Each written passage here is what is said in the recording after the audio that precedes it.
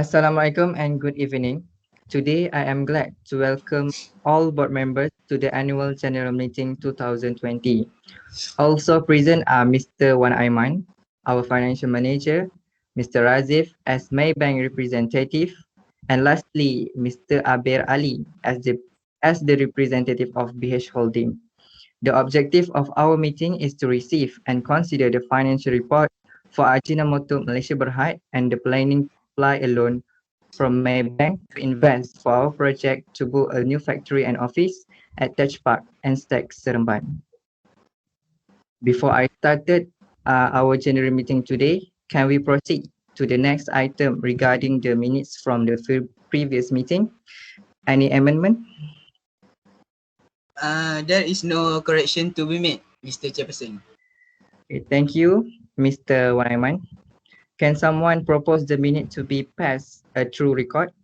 I propose the meeting to be passed as a true record. I second the motion. By the way, if Mr. Razif and Mr. Abir have a question or comment relating to this item, please ask after the presentation. Okay, let's proceed to our main objective of this meeting. These reports are open discussion. Mr. Wan Aiman, you may start your explanation now. Thank you, Mr. Chairperson. Now I will explain details about the statement of financial position of the company in 2020 and showing the comparison between 2020 and the previous year. From the report, it shows that the total current asset are increased from 533,261,262 ringgit to 580,449,992 ringgit. Next, the only total equity for the company for 2019 is 495,678,104 ringgit. After round up all the liabilities and equity, it will make a total 580,449,992 ringgit, which is more than the previous year. Next, we will go to the statement of comprehensive income for the Ajinomoto Malaysia Berhad. The profit before tax for 2019 is 72,659,111 ringgit, and for 2020 is 77,747,052 ringgit. The total comprehensive income for the 2019 is increased from 56,447,010 to 58,918,618 ringgit in 2020. All the details appear to be highest than the previous year of 2020. Alright, now may I continue to the ratio analysis? Yes. Yes. You may proceed with your ratio analysis, Mr. Aiman. Thank you, Mr. Chairperson. Firstly, I will talk about the liquidity of the company for the years 2019 and 2020. For current ratios, it shows that the company's current ratio is 8.12 in 2019 and is expected to drop to 8.07 in 2020, indicating that it hardly repay each ringgit on loan or accounts. Secondly, the quick ratio shows that this company's liquidity ratio is 7.33 in 2019 and it expects to drop to 4.74 in 2020, indicating that it can pay its current liability using its most liquid assets. Next, we move on the company's activity ratios. These ratios can be used to detect if inventory levels are too high in comparison to sales.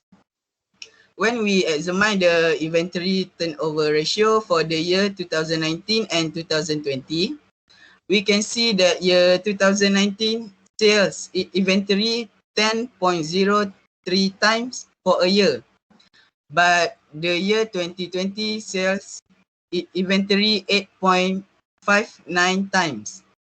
It means that in 2019, the company will be able to sell the merchandise it acquired more effectively.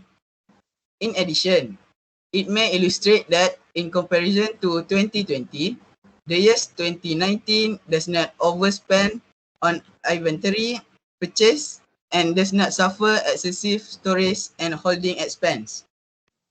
For the total asset turnover, 2019 is 0.84 times, while 2020 is 0.80 times.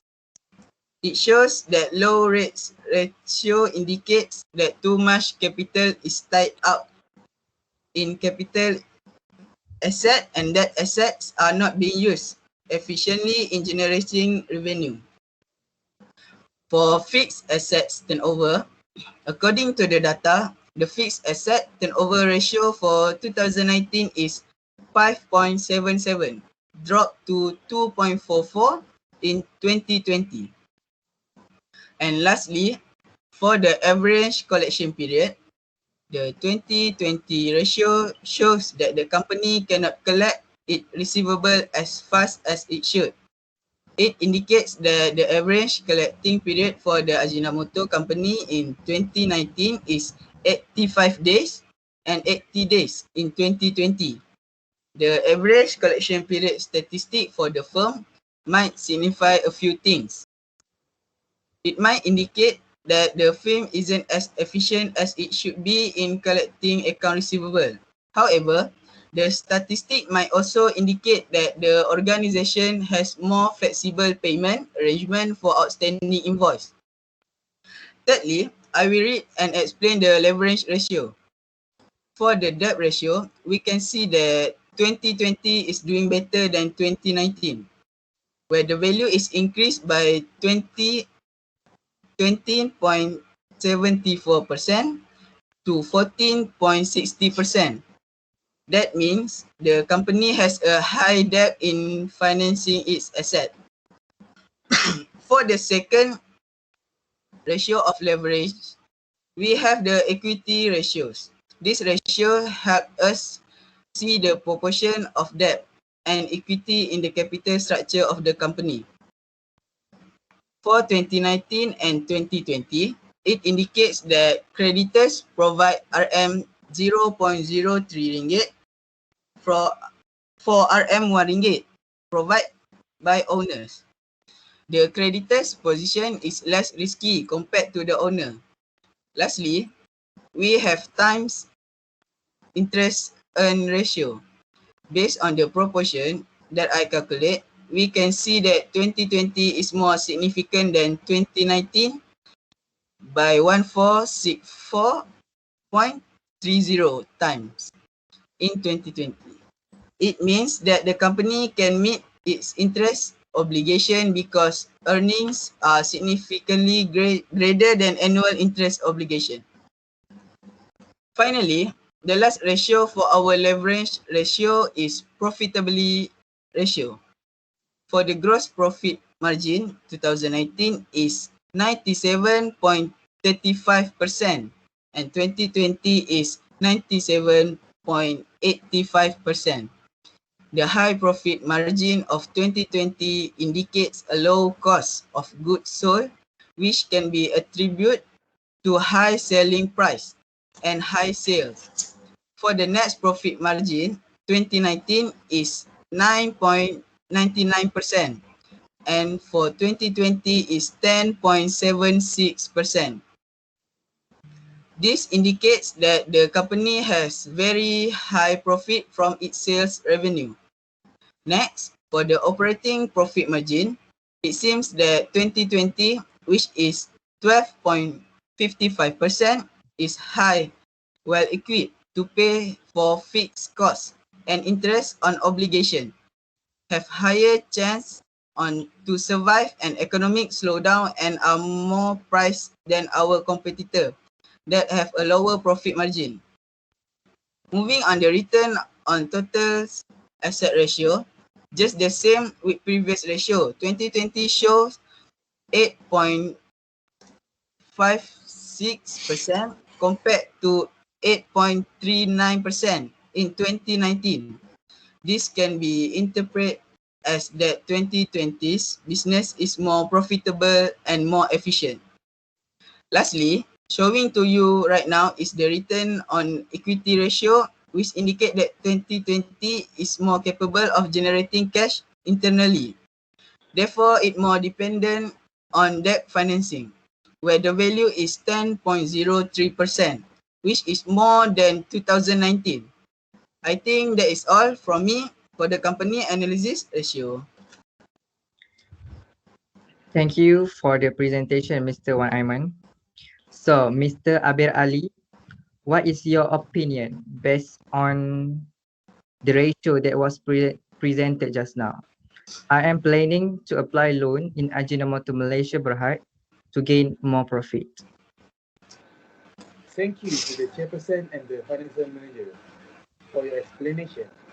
From my point of view, based on the statement comprehensive income of 2020, there is increasing total comprehensive income from 2019 to 2020.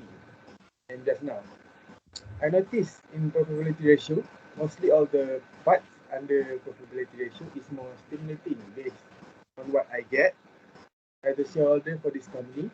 I am supporting the CEO to apply loan to invest to gain more profit. Thank you for your opinion, Mr. Abir Ali. I think this is a good news for me. Sorry for interrupting you, Mr. Chairperson.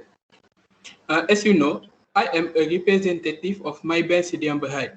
So, based on the performance of Ajinomoto Berhad for the years 2020 and 2019, I can easily spot that the company is dealing high percentage of debt, as we can see in leverage ratio. On that ratio of the year of 2019, the total percentage record at 12.74%, while in 2020 record the total percentage increase of well in 2020 record percentage increase of 1.86%, which is 14.60%. This shows that their company has the highest debt in financing the asset. Net on equity ratio in 2020, the total percentage record at 70.10% compared to 2019, which only 14.59%. This shows the total percentage increased by 1.17%. Excuse me. Let's take a look at time interest earned. Show a positive change in 2020. This company earned 1,454.30 compared to the previous year, which was 963.43 times. It shows the company can meet the loan requirement for the interest payment. However, in my opinion, Ajinomoto Berhad is not a suitable and stable company for you to invest in and make a profit. I suggest that your company find a company that has good and stable financial performance. So considering the ratio that has been presented earlier is very worrying and very risky. To us, invest in Ajinomoto Malaysia Berhad. I think I agree with you, Mr. Razif. We need to find a new company that has a good and stable financial performance. So, what are your plans for future plans investment, Mr. Jefferson? I'm sorry that we could not directly invest in the company at the moment because we are worried that the company will be on the verge of loss in the next few years. Since we cannot invest in Ajinomoto Malaysia Berhad, I think we must find a new company that has good and stable financial performance. Mr. Wan Aiman, can you get a new company to invest to the company? Yes, Mr. Chairperson. I will do my best. All right, good. Shall we close our discussion? Yes. Yes.